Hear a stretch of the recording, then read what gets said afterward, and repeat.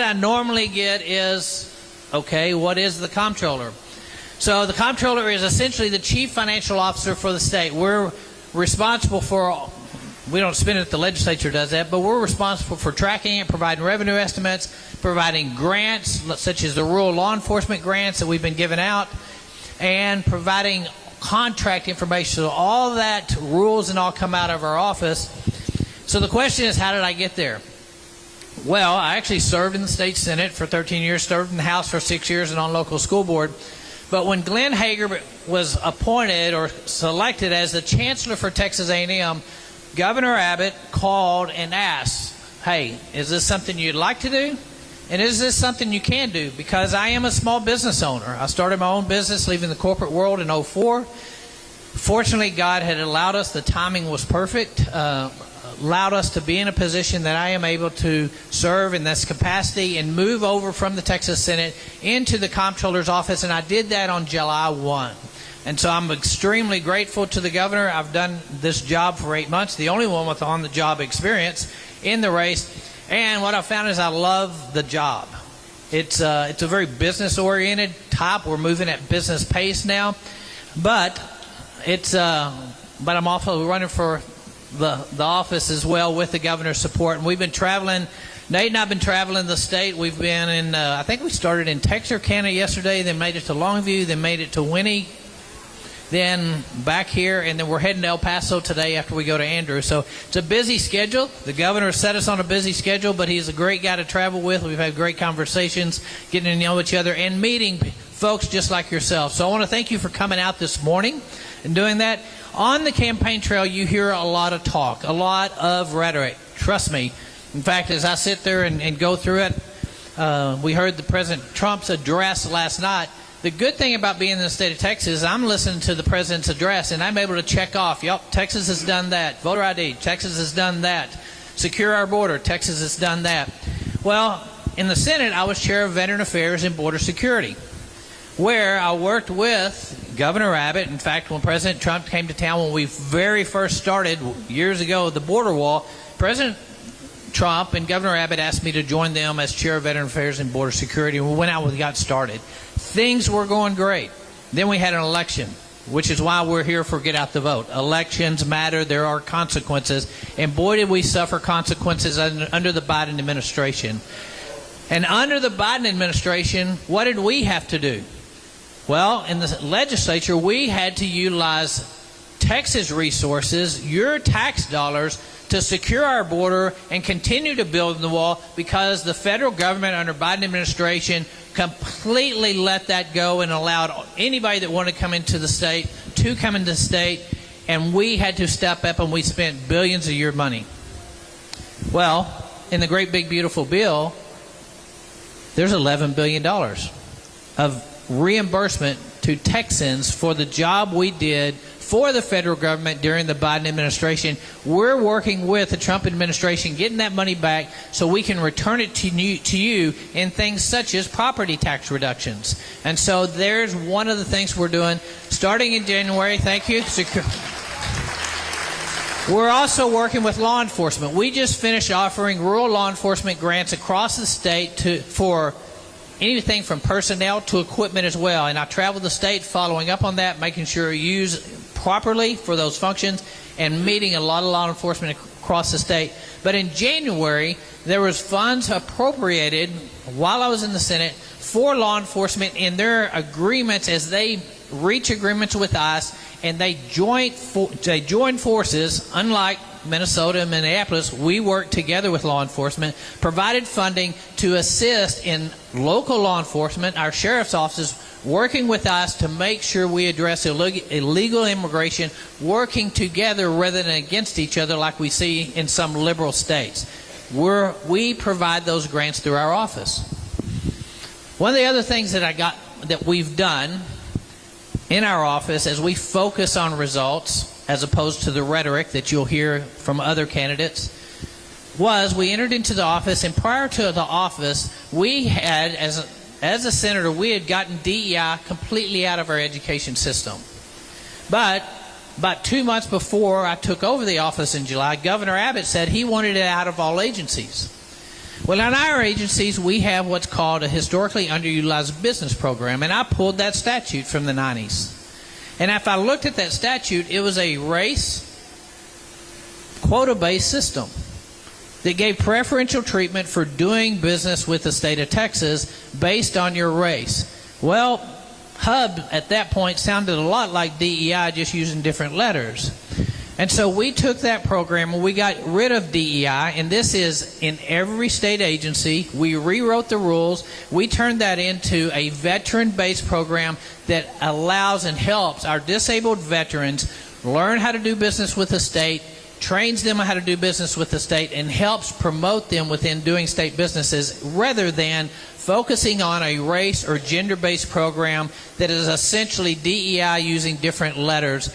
And that's another result that we've done just in the 8 months I've had office. Every Texan should be treated equally. Every Texan should be able to access and have the ability to do business with the state of Texas regardless of race. And the reality is 98% of business owners in the state of Texas are small business owners like myself. And we need to work with them, learning how to do business with the state, and that's where it needs to be, not based on some quota or race-based system, and we've done that in Texas. The other obligation that we had, the other job we had was, for years, Texas has been fighting to provide education freedom to parents and children across the state of Texas. I'm a huge fan of our public schools. I served on a local school board for 30 years. Help vote on and approve the largest school funding, public school funding we've ever had, and teacher pay raises we've ever had. But I believe in competition, and I believe that every child is different. I have 6 grandkids. I got 7 coming in March. I got 8 coming in August. I know, you can say it. I don't look that old. I don't. Our oldest has 4, and I feel that old when we're trying to take care of all 4. But they're all different. Not a single one of my grandkids is the same. They're similar, but they're different. And every kid learns differently. So when we offered this school choice program, building it from the ground up, just like I did my own business, we wanted to have the best program in the state of Texas. We wanted to set goals and objectives that are very high. And on day one, we set records for students and families participating in that program that broke the records that were ever before in any state other than Texas, and it rolled off without a problem, except for one thing. When I had staff doing research on some of these schools and services that wanted to be providers in Texas Education Freedom accounts, we ran into an issue. What that issue was, we found some of those providers that were linked to both foreign adversaries and Muslim schools, where we found were hosting events for terrorist organizations. That's a problem, because as comptroller, I'm not going to allow your tax dollars to go fund any entity that's friendly with foreign adversaries or terrorist organizations.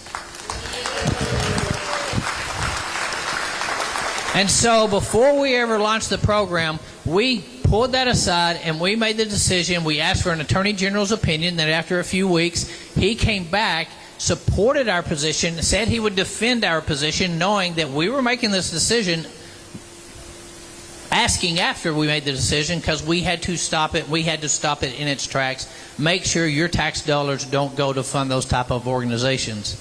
We did it. We had the Attorney General's support. He wrote an opinion that agrees with our opinion that we took. And your tax dollars, every penny of your tax dollars, will, I can guarantee, as long as I'm controller, they will never go to any entity that's friendly with foreign adversaries or Muslim schools connected to terrorist organization, as long as I'm your state comptroller. Which, by the way, is while I'm here, because I do want to be your state comptroller. Governor Abbott has endorsed our campaign. He's asked me to fill into the position, which goes through January of this year, or January of next year, so December of this year. But I'm wanting 4 more years. And the governor is wanting to see continued results and not just rhetoric for 4 more years. And so we're here, as your comptroller, the chief financial officer of the state, supported by your chief, the CEO of the state, Governor Abbott, and asking for your support, asking for your help, asking for you to get out and vote. And when you do vote, vote Kelly Hancock for the Chief Financial Officer, the Comptroller of the state of Texas, and get your friends out, and get your friends out, and get your friends out. What we need is we've got to get our numbers up. We've got to keep people motivated. We've got to get them out to vote. And what I'm asking for is I want to continue the great work we're doing. We want to transform this government-run agency into a business-like, business speed, business accountability, business transparency. And the only way we can do that is if you help me stay in office. Again, remember, Kelly Hancock for Comptroller. We appreciate your vote. Now I get to introduce a man that's become a friend. We travel together quite a lot. In fact, I'm not used to sitting 3 deep in the back of a truck in South Texas with just anybody. But I do fight for the middle seat because I may be the tallest man in this race, in my race, but I'm not the tallest man around. And so, and then normally there's a rifle or something in the middle. It's not the most comfortable when you're driving around with DPS. But let me introduce a man that you probably know of or you heard of, and let him tell his story, Mr. Nate Sheets. Thank you, Kelly. I'll tell you, getting to travel around with Kelly is great. You know, he's got an opponent that says he's going to go Doge Texas. Listen to me. Kelly has been doging Texas for the past 8 months and doing an amazing job. He is a super smart business guy. He was telling me last night, he was telling the governor and I about things that he was doing there at the comptroller's office. And I thought, man, as a taxpayer, I am glad that he is there, not just spending money, but looking at it from that eyes of trying to get a return on the money that we're investing into government to be able to make a difference in the lives of all Texans. So, Kelly, thanks for doing what you do. But, well, good morning, Bexar County. It is great to be with you guys. I knew I was going to feel at home when I drove past a feed grain co-op just down the road. But let me ask you this. Do we have any MAGA Republicans in here? I knew I was going to find a bunch of people in Bexar County that wanted to make agriculture great again. Awesome to be with you guys, because we have a president that wants to make agriculture great again, and not just a president, but also a governor of the great state of Texas in Greg Abbott. Listen, the president sees two things going on in America as it relates to agriculture. He sees agriculture and both the health of Americans as both national security priorities. Do we have any farmers in here? Farmers, ranchers, we got a few, yep. Most of them are out working right now because it's early in the morning, right? They're feeding cattle or breaking up, starting to break up soil. But before the rest of you guys start to zone out and think, oh, the ag commissioner race doesn't matter to me. Anybody eat food this morning? Anybody think the food that we eat impacts our health? Absolutely. We all know that. You know, so here's two things we have going on in America right now. One is it relates to agriculture.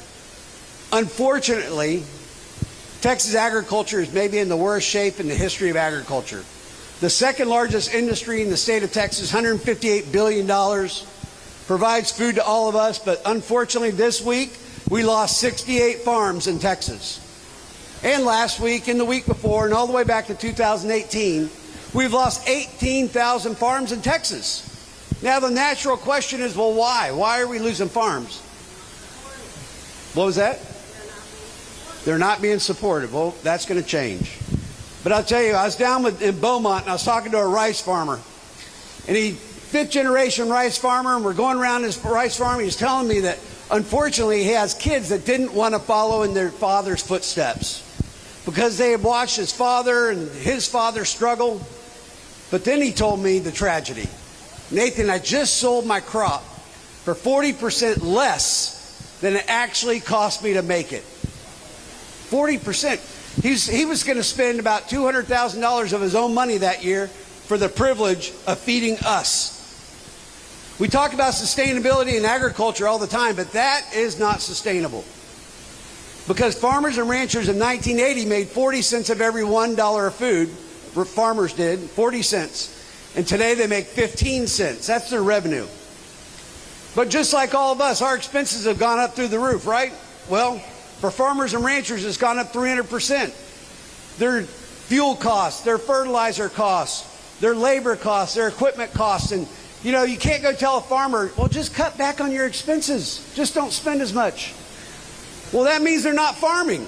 They're not growing food. So farmers and ranchers have a revenue problem. But then as we think about the Americans and the way we feed ourselves, in America we've been chasing cheap calories for decades. Ultra-processed foods, taking great grains and natural foods off of a farm, and we ultra-process them so we can eat them on the go, make them easy to eat. But I'll tell you what, those cheap calories that we've been pursuing are not cheap. Because the impact has been that 70% of all of us have one chronic disease or more. That 78% of kids that are 18 to 25 years old can't even serve in the military because of their health. And that we spend $4 trillion a year treating symptoms of diseases related to the food that we eat. You know what? Those cheap calories are not cheap. Because we're paying for it in healthcare costs, but more importantly, we're paying for it in our quality of life. And I'm sick and tired of people being sick.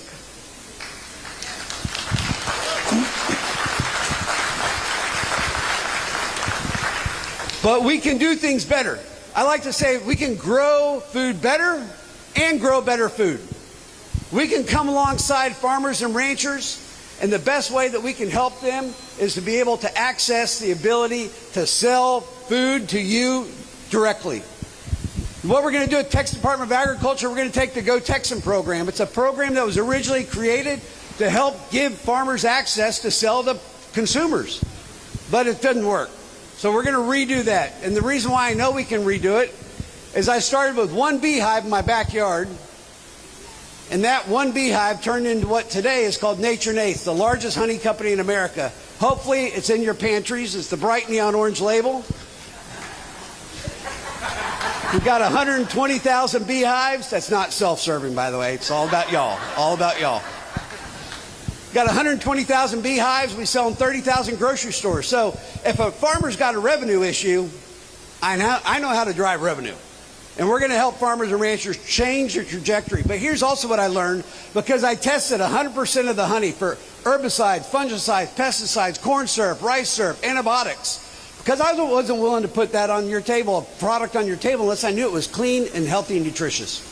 We're going to do that same thing. We're going to help ensure that the things that we give, that the things that we feed ourselves are healthy and safe and clean and nutritious. And I'm going to work with food companies to make sure that we can make that happen.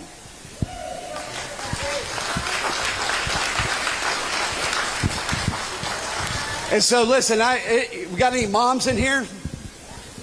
You know, our school lunch program, which actually the Texas Department of Agriculture is over feeding 5.5 million kids in the state of Texas. We're going to talk about transforming our education system in Texas. But we are 44th in the nation in nutritional value for school lunch program. Do you think those kids perform according to how they eat? Absolutely. My goal is at the end of our first term, we're going to be in the goal of the top 10 in the nation to make sure that our kids can be the best that they can be in education to be able to be great, whatever God created them to be into the future. And so that's what we're going to do in the Texas Department of Agriculture. But I need your help. But I also have the help of the greatest governor of the greatest state in the United States. Governor Greg Abbott has endorsed us. Thank you, Governor. Because he knows that we have to change the trajectory of where we're going in agriculture in Texas. But it's not just Governor Abbott, it's also the Texas Farm Bureau, the Southwest Texas Cattle Raisers Association, the Cattle Feeders Association, the Wildlife Association, the Forestry Association, and all the grassroots groups know that we have to change the direction we're going in agriculture in Texas. But most importantly, I need you guys. Kelly said you need to get out and tell 10 friends. You need to get out and tell 20 friends, 30 friends, 40 friends, but we got to get out the vote. We got to get out there. The Democrats are pushing hard. They want to turn this state blue, and we can't let them. And it's depend on all of you and all of us to make sure we keep the state red. But when you go to vote for Texas Ag Commissioner, look for Nate Sheets. Nate Sheets for Ag Commissioner. And I look forward to serving our great state in the great state of agriculture. Now listen, thank you. Now, if we're going to send somebody to go fight Democrats, and I was going to choose a team, I would definitely choose this guy. I mean, look at the size of him. Goodness gracious. Jorge Bodega, George Bodega, thank you very much. God bless you, and here you go. Thank you, Nate. Well, let's first of all, I want to let's start us off pretty strong. Can I get a round of applause for Texas here? That's right. Let's get a round of applause for President Trump and for Governor Abbott. And as Mr. Sheets introduced me, I'm George Borrego, and I'm running for House District 118, right here where we're standing. And I'm running, me and my wife, we prayed very, very closely. We were deliberating this very strongly. And, when we finally came to the decision on entering this race, the deciding factor for me were these two boys right here, my two sons. I'm sure here in the front row, you guys got me. You got a little sneak peek of me playing dad here on the side, and our children, our values are under attack. We need to make sure that we protect our children and that we make sure that they have the same access to the same Texas I grew up under, my mother, my grandmother, my great-grandmother grew up under, and that they have the same values and the same opportunities that we did. So that's one of the reasons why I'm running, is to keep Texas Texan. Amen. That's right. Thank you. And so when I started block walking the day after I announced, which is really early. Most people don't. Most candidates don't go block walking. And the amount of people on the south side of San Antonio when I knocked on the door and I said, I'm running for House District 118, they would say, wow, that's the first time a candidate's ever knocked on my door. And when I'm talking to the good people of House District 118, even on the south side, Universal City, Live Oak, Adkins, Elmendorf, all across 118, what I find out is that our values are the same, and that we are all struggling here, and that we need to fight for Texans first. So let me ask you a question. How many of y'all think property taxes are too high? Oh, yeah. How many of y'all think that opportunity is going up or going down? Yeah, it's going up. It's going up. A lot of that's the good work of Governor Abbott. But here in Bexar County, we need to make sure we keep that open, and most importantly, fight for that property tax relief and those more good jobs and more opportunities for our kids here in Texas, because they are the future. And I'm very proud to receive the great endorsement of Governor Abbott. I'm proud to get in this race. Most importantly, I want to make sure that we all come out to vote, because as we've seen, Democrats are motivated to come out to vote, and every election at this point with a motivated Democratic base can easily swing some of the most conservative areas into being blue. So every vote counts. We have a great governor. We have a great president. We need to make sure we come out and vote for our state senate, state house, our comptroller's race, our agriculture commissioner, everything. The voting is so important. So I now I do have the honor of introducing our great governor of the state of Texas, Governor Abbott.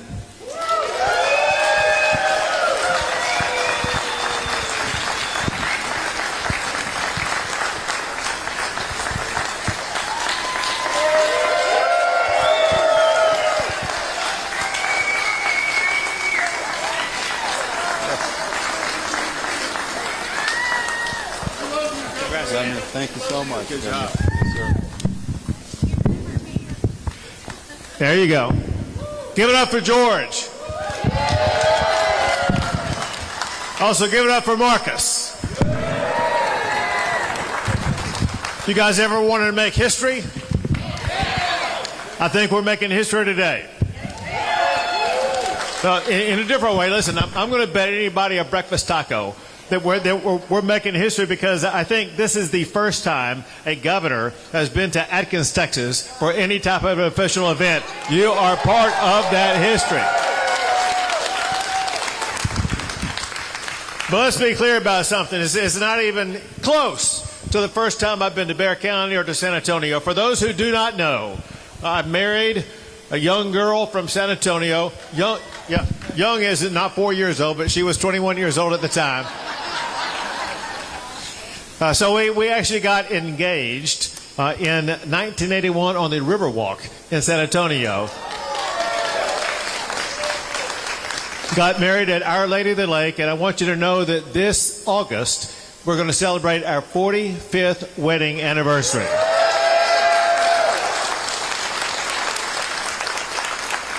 Speaking of history, my wife is the first Hispanic First Lady in the history of the state of Texas.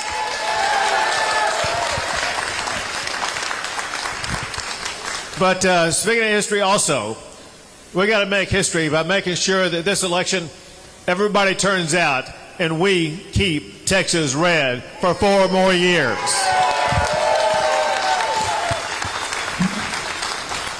Listen, I'm assuming everybody here is from Bexar County, and I'm assuming that you know Wilson County. You're close enough to understand what I'm about to talk about. Listen, we need more folks from Wilson County. The people from Wilson County are going to help us beat the socialists who are running Bexar County, Texas. Let's be clear about something. We got people who self-identify as Democrat, and they're just masquerading as Democrats because if you go look at what's going on in City Hall, if you go look at what's going on in the county of Bexar County, you have socialists who are running the county, running the city, and driving Texas into a ditch. We cannot tolerate that, and that's exactly why you got to elect George, you got to elect Marcus, and send them to the Capitol in Austin, Texas, to fight back against the socialistic agenda. So let me put facts to my allegations. One thing that we had to course correct on this last session was to stop the socialist practice of these people who were elected to be judges in Bexar County, as well as in Harris County, Travis County, and Dallas County, because these socialist leftist judges, they don't believe the criminals should be kept behind bars. Instead, what they decide to do, even for murderers, is when they are arrested for murder, let them back out on the street. There have been more than 200 Texans who were murdered by someone who had been previously arrested for murder and let out on easy or no bail by these progressive leftist socialist judges. And I said, I'm not going to tolerate that anymore. And so I signed a law that keeps these dangerous criminals behind bars and ties the hands of the socialist judges.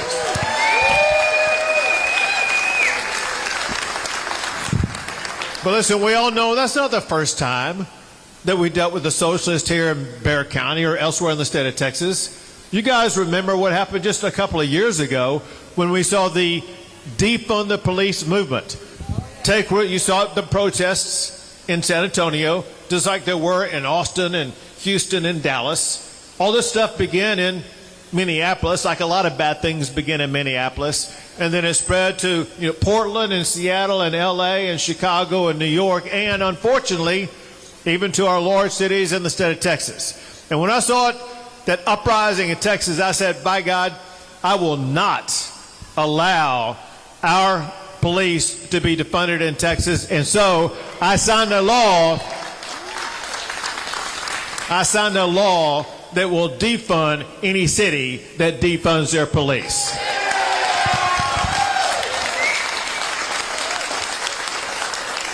Texas is not Minnesota. By God, we are Texas, and in Texas, we support our law enforcement officers.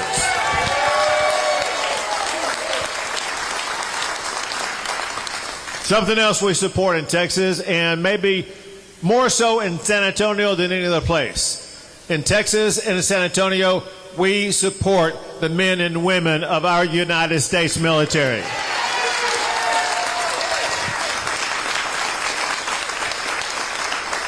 I'll make reference today about several number one rankings that we have. There's no state that has more number one rankings than Texas, but one of our number one rankings that we're very proud of is that Texas is home to more of our military veterans than any other state in the United States of America.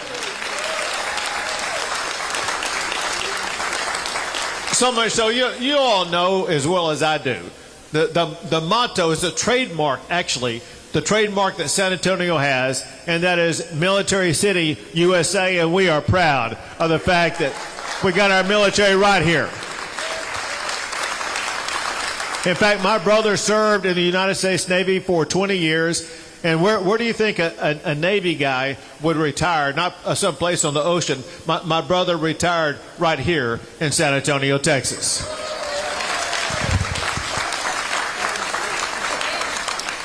But listen, we got to move forward, whether it be facing these socialists who enact these socialist policies. Listen, that's what this election is all about. This election is about fighting against the socialists from hijacking our state, taking it over, and leading us into the wrong direction. We have a goal. Everybody here, I think, shares the same goal, and that is we have to make sure we keep Texas, Texas, and do not allow the socialists to take over.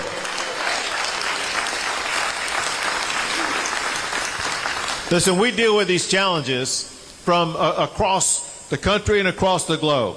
I want to mention something here real quick about what we dealt with this week. In part, for all I know, some of you may have families or friends or know somebody caught up in this. For the media, I want to make sure they know what's going on. And that is, if you remember what happened earlier this week, there was an outbreak of the Mexican drug cartels in Mexico that wreaked havoc in several different communities there. And when they did so, they killed a lot of people, but also they endangered others. And they led to a situation where Texans were stuck in their hotel room or wherever they were, and they had to just hunker down where they were and not be able to get back to the state of Texas.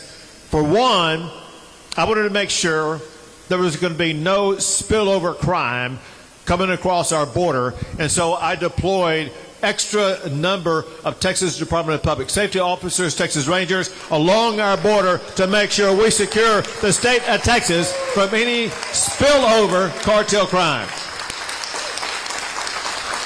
Second, however, we always care about the safety of our fellow Texans, and I issued a release providing 3 different phone numbers, one to the Texas Department of Public Safety, another to the Department of State, another to the Texas Fusion Center, where anybody who is delayed or caught up and denied the ability to leave Mexico, or anybody who has a loved one there, you can call any one of these 3 numbers that exist, operate 24 hours a day to find out exactly what needs to be done. And let me tell you what we're going to do. We're going to work along with the Department of State and our federal counterparts, and we will make sure every Texan who is holed up in Mexico right now will return home safely to the state of Texas.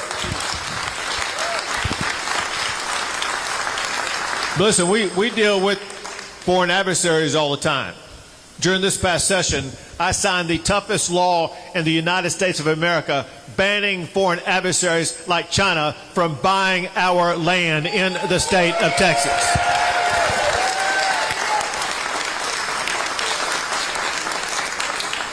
And listen, I'm angry about these foreign terrorist organizations that are trying to gain hold here. You may have heard about organizations like the Muslim Brotherhood and CARE, which is the Council on Islamic American Relations, and I declare them as foreign terrorist organizations who are not allowed to operate in our state.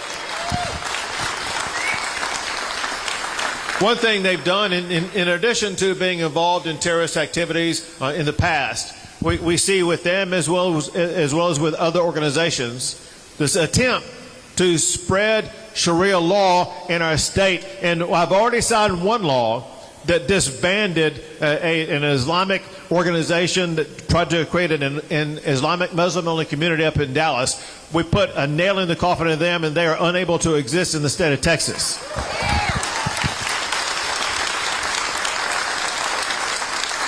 In this next session, we're going to go into session, and I'm going to pass the toughest ban in the United States banning Sharia law in the state of Texas.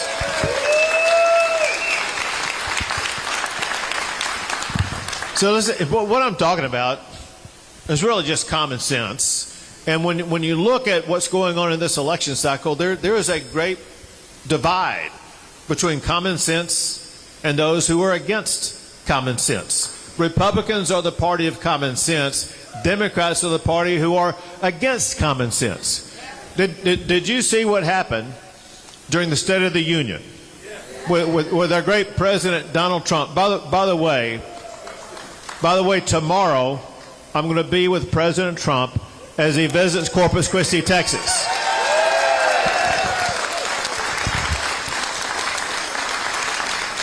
In the State of the Union, President Trump provided an easy pathway for everybody there.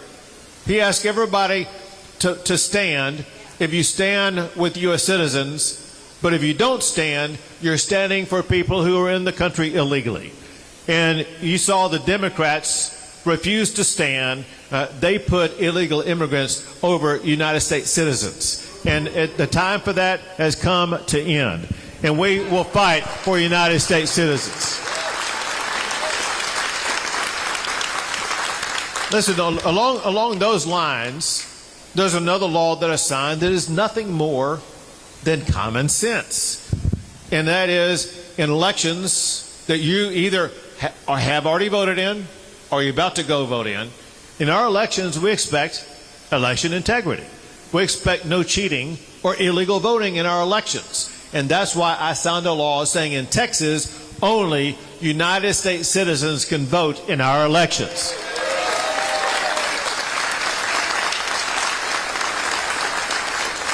It's common sense. However, there are Democrats running in Texas for election right now who voted against that common sense legislation. We cannot let those crazy Democrats to gain hold of this state who would otherwise allow people who are not United States citizens to be able to vote in our state. We must not allow that to happen in the state of Texas.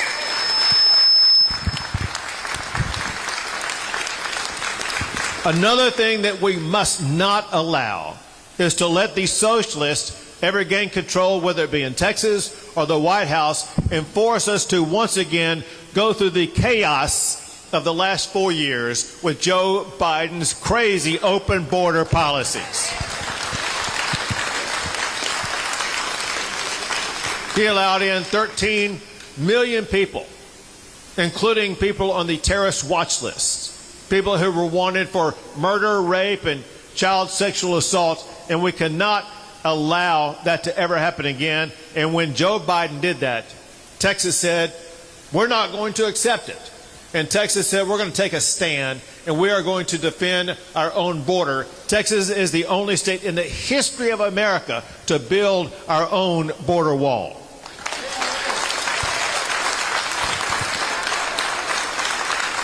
The only state to ever deploy thousands of our National Guard to secure our border and build hundreds of miles of military-grade border barrier to deny illegal entry into the state of Texas and to repel them back into Mexico. Yeah. And that's exactly right. So, and what we did, because of what we did, we actually reduced illegal immigration into the state of Texas by 85%, and we reduced fentanyl deaths in Texas by 40%.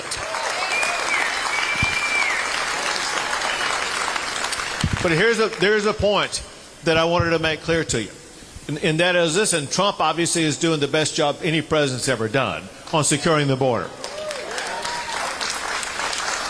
But listen, here in Texas, our goal is far bigger than just securing the border for the next 3 years. I want to work with George. I want to work with Marcus when we get into the session next time, and we're going to pass laws and strategies and techniques to ensure that in Texas, we're going to secure the border for more than just the next 3 years. We are going to secure our border for the next 3, 4, or 5 decades to ensure we remain permanently secure in this state. So earlier I made reference to the fact that Texas ranks number one in a lot of ways, and some of you have heard.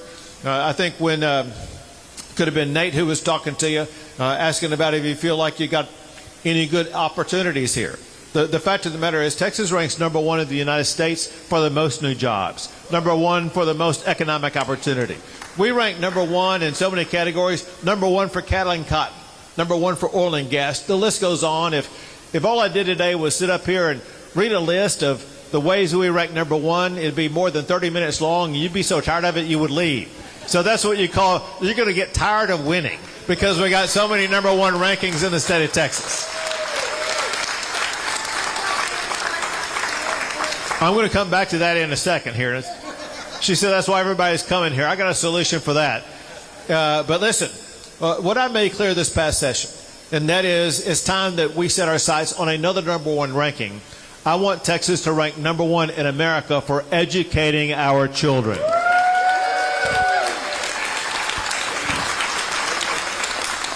Listen, that's more than a slogan. It's more than a campaign comment. To be number one, you have to have a strategy, step-by-step process in which you become number one. And I want you to know we've already begun that process. One component of it is this school choice program that we passed. What school choice does, it empowers parents to choose the education pathway that's best for their child. No one knows a child better than a parent. And we have to empower the person who knows the child the best to find the best education pathway for that child.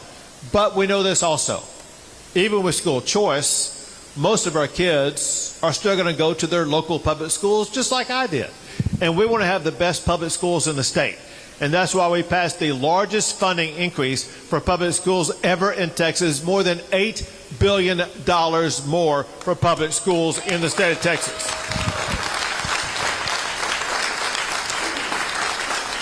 And listen, we know what's the most important thing in our schools. Those are our teachers. And we want to be able to attract and to retain the best teachers. And that's why we gave them the largest pay raise ever, a $4 billion pay raise for our teachers here in the great state of Texas.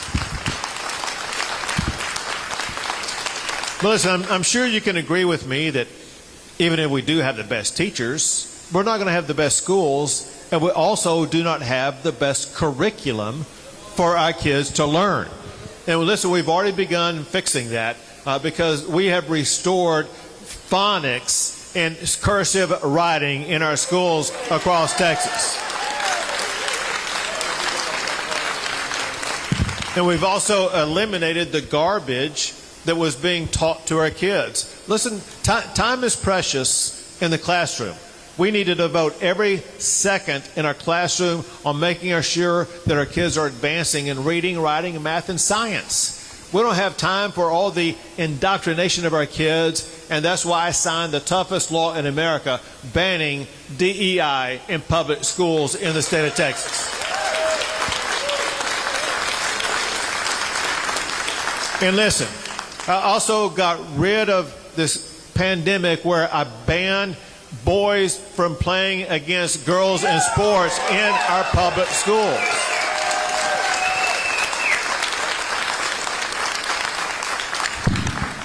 This is just common sense. But it's common sense that Democrats running for office in Texas today, they voted against that. They thought that boys should participate in girls' sports. Listen, as Republicans, as Texans, we cannot tolerate that level of craziness among our elected officials. We have to ensure we elect common sense Republicans to office in this election cycle.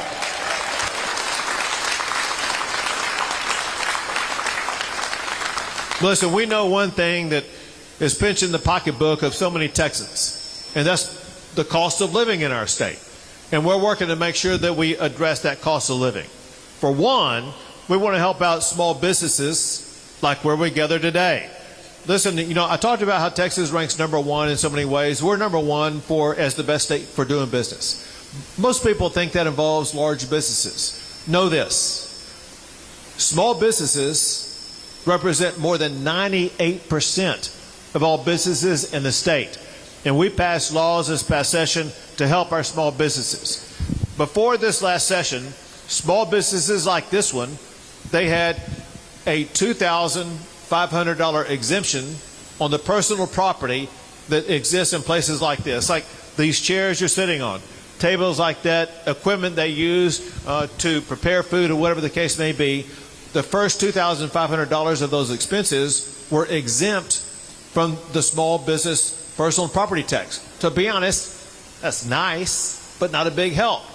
So we increased that personal property tax exemption from $2,500 to $125,000.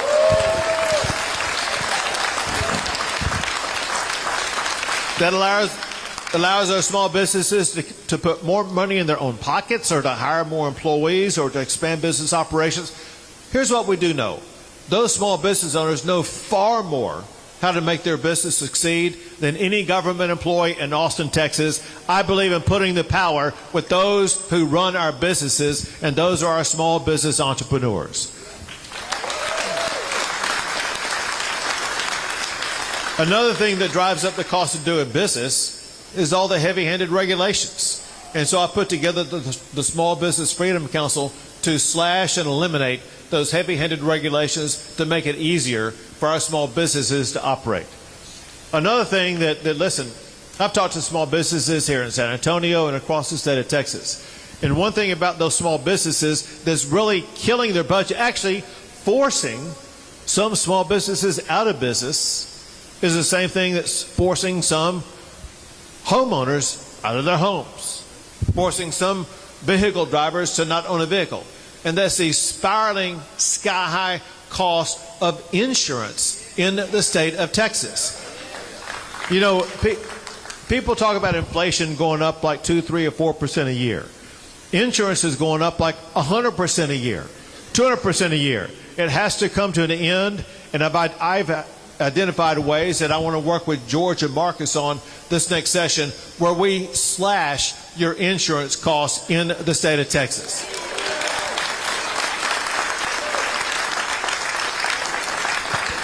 But listen, we all know something that George talked about, and that is your property taxes are too high, and something has to be done about it. Let me tell you what we just did, and then what we have to do. What we just did this past year, and in fact you voted in favor of it in November, we once again increased your homestead exemption. Your homestead exemption, remember, is the amount of the value of your homestead that you don't have to pay a school district property tax. When I became governor, that homestead exemption was $15,000. What we did this past year, we increased that exemption to $140,000. So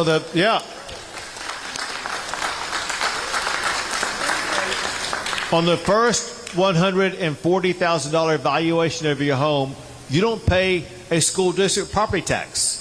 And it's even better for seniors. We don't have them here today, but if you were a senior, know that it would be the first $200,000 exemption on your property tax.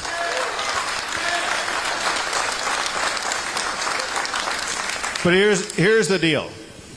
You guys are applauding that, but at the same time, listen, I've traveled across San Antonio and across the state of Texas, and there's been nobody ever come up to me and say, Governor, I'm perfectly happy with my property tax bill. That's because, listen, even though we've been increasing your homestead exemption, you still don't feel the relief. And I'm going to tell you why. Because also in talking to people in San Antonio, I put together 4 things that I'm going to work on with George and Marcus, and we're going to get past this next session, that will ensure you will be able to live in your home for the rest of your lives. You will never again be taxed out of your home.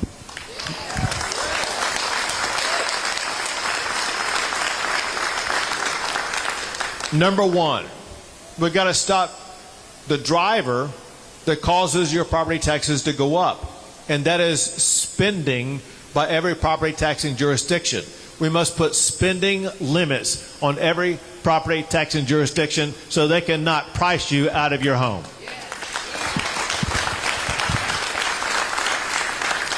Number 2, your property taxes should never go up without you having a say in it. What that means is that no property tax increase should be imposed on your home without you having a vote and without requiring a 2/3 vote to pass that property tax increase.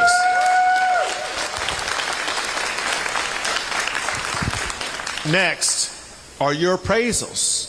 Your appraisals are going through the roof. And one reason is because by Texas law right now, appraisals can go up 10% a year. Doesn't take a math wizard to figure out 10% a year, year after year after year, is going to price you out of your home. You're not going to be able to afford to stay in it. I was with one woman who had her appraisal bill in her hand. Her hand was shaking because she knew when she opened that appraisal bill, she would no longer be able to afford to stay in her home. We must end that. And working with George and Marcus this next session, I want to ensure that we reduce that annual appraisal from 10% to no more than just 3% a year.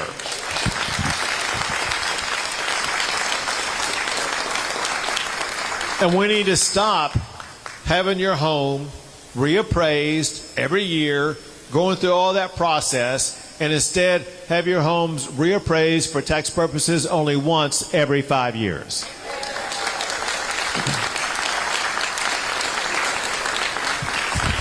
If that is all that we did this next session, that alone would dramatically reduce your property taxes. However, when you add this last component alone will cut your property taxes in half. Know that the largest part of your property tax bill is your school district property tax bill. Why is it that your homestead is rated like a piggy bank to pay for schools? You're not responsible for funding our schools. The state of Texas is responsible for funding our schools. So we must have a change in the law, and that is going forward, your homestead should not be used to fund public schools. Instead, the state of Texas will fully fund public education in our state.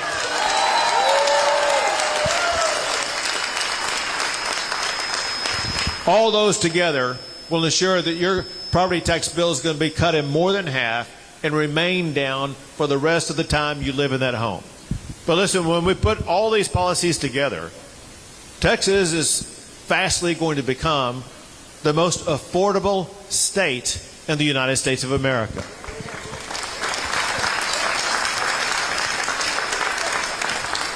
And careful about applauding that, because that is what you call a double-edged sword.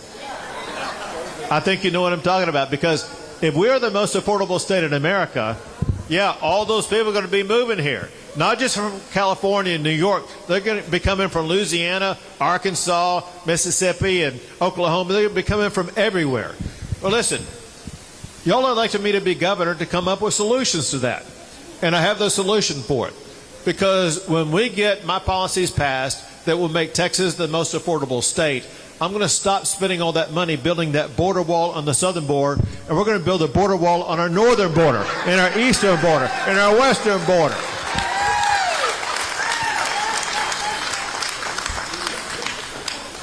But let's kind of go back to where I started today. All those good policies are only going to pass if we elect Republicans in this election. You got to send George and Marcus to the state legislature. And there's others of you who may live in other districts. You got to make sure that we keep the Texas Capitol red, knowing full well there are socialists in Texas running for office, masquerading as Democrats, who are being funded by leftists like George Soros. We cannot allow the George Soros takeover of our state. And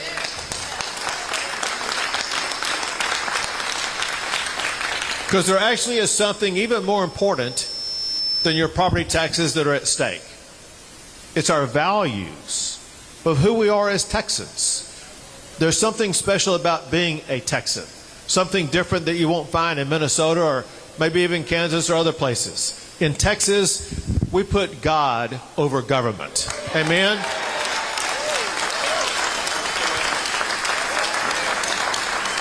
In Texas, we know that freedom is worth fighting for. Is that right?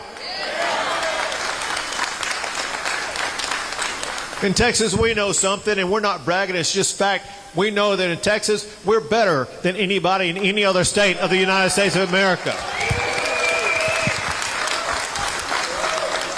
It means something to be a Texan. And when we gather together under our core value set and realize we're in this together, we're going to fight together, we're going to make sure that we deny the socialists from hijacking our state and pushing it far to the left and trying to make Texas into another California. And instead, we are going to keep Texas, Texas.